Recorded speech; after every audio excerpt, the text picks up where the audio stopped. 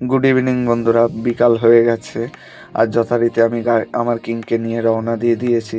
তো বন্ধুরা, আমি গাজল একটি হোটেলে দাঁড়িয়েছিলাম এবং সেখান থেকে সন্ধেবেলা দুবদুনো দিয়ে রওনা দিয়ে দিলাম আমার গন্তব্য শিলিগুড়ির উদ্দেশ্যে।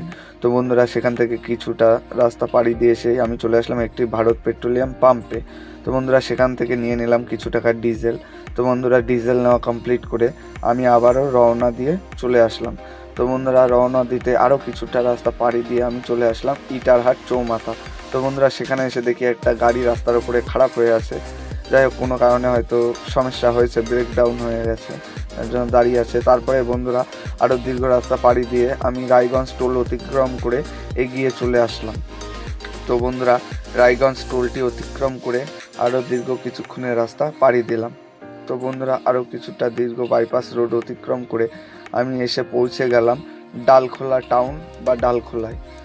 তো বন্ধুরা, তারপরে ডালখোলা পৌঁছাতেই ডালখোলা চৌমাথা বা ফ্লাইওভারের তলা থেকে আমরা ডান দিকে ইউটার্ন নিয়ে নিলাম আর বাঁদিকে চলে যাচ্ছে বিহার পূর্ণিয়া বর্ডার। তো বন্ধুরা, ডান দিকে গাড়িটি টার্ন করে নিয়ে আমি এগিয়ে চলে আসলাম শিলিগুড়ির দিকে। তো বন্ধুরা, তারপরে আরও কিছুটা দীর্ঘ রাস্তা এগিয়ে আমি এসে পৌঁছে গেলাম ডালখোলা টোল। তো বন্ধুরা, ডালখোলা টোলটি অতিক্রম করে সামান্য কিছুটা এসেই আমি দাঁড়িয়ে গেলাম একটি চায়ের দোকানের সামনে এবং সেখান থেকে রাতে এক কাপ গরম গরম চা খেয়ে নিলাম। যেহেতু বন্ধুরা, এখন বাজে প্রায় রাত্র 10:30, প্রায় 11:15। তো বন্ধুরা, তারপরে চা খাওয়ার পরে আবারও রওনা দিয়ে দিলাম। তো রওনা দিতে আরও দীর্ঘ কিছুক্ষণের রাস্তা পাড়ি দিয়ে চলে আসলাম কিষানগঞ্জ টাউন।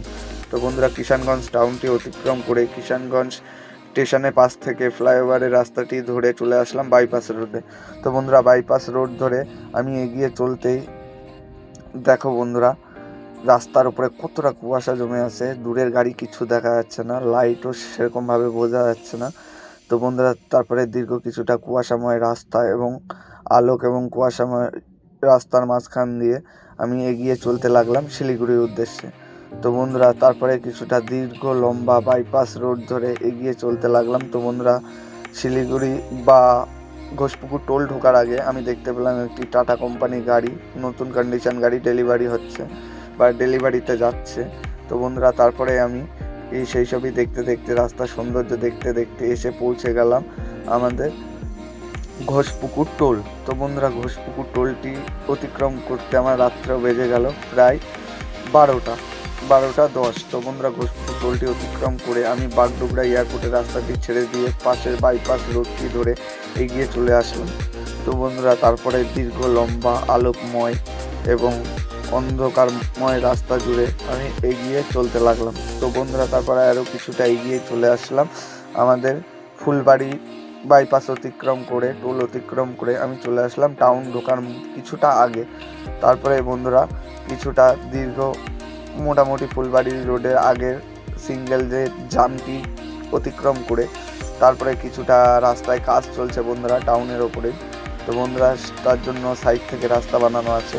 তো বন্ধুরা, সেই সব রাস্তা দেখতে দেখতে আমি এগিয়ে চলতে লাগলাম শিলিগুড়ির দিকে।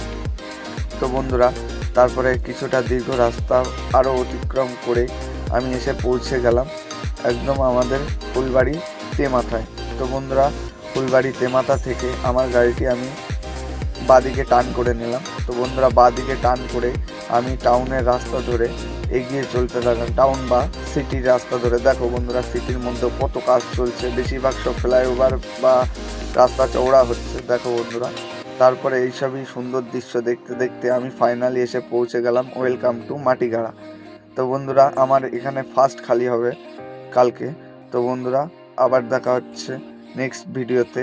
তো বন্ধুরা, আমি ফ্যাক্টরির সামনে পৌঁছে গেছি, এখানেই আমার গাড়িটি আনলোডিং হবে। তো বন্ধুরা, আবারও দেখা হচ্ছে নেক্সট ভিডিওতে। অবশ্যই ভিডিওটি সাবস্ক্রাইব করবে, ফলো করে নেবে। তো বন্ধুরা, গুড বাই, সবাই ভালো থাকবে।